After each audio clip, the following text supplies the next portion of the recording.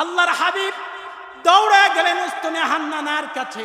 উস্তুনে হান্নানাকে জড়ায়া ধরলেন, আদর করে দিলেন, মেছে দিলেন, পুছে দিলেন। বললেন, কি রে উস্তুনে হান্নানা, কি হইছে?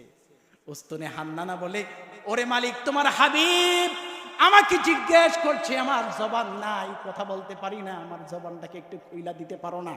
সুবহানাল্লাহ। সঙ্গে সঙ্গে গাছের জবান খুইলা গেছে।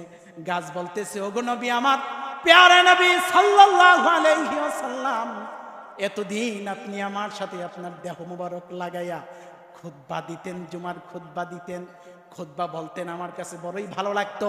কিন্তু আজকে যখন নতুন মিম্বর আসছে, আপনি আমাকে ছেড়ে দিয়েছেন, আমার কাছে খুব কষ্ট লাগতেছে, আমার কাছে খুব কষ্ট লাগতেছে।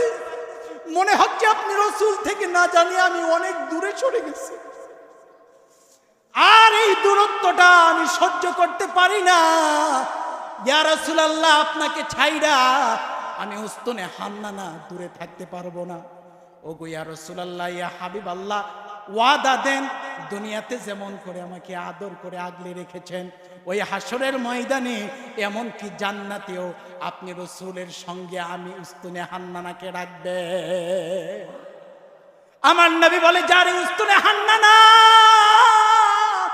ওয়াদা করলাম, কথা দিলাম, সব ছাড়বো, কিন্তু তুমি উস্তুনে হান্নানাকে আমি ভুলবো না।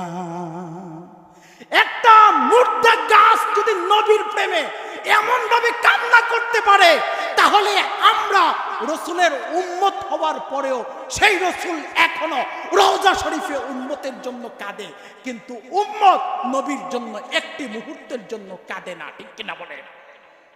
এই আলোচনা এমন আশিক রাসূলদের খোরাক আলোচনা শুনতে পেতাম আমরা এই দরবারের মরহুম হুজুরের মাধ্যমে। গভীর রজনীতে তার সেই মিলাদের কাসিদা এখনো আমার কানে ভেসে ওঠে। তার মিলাদের কাসিদা শুনলে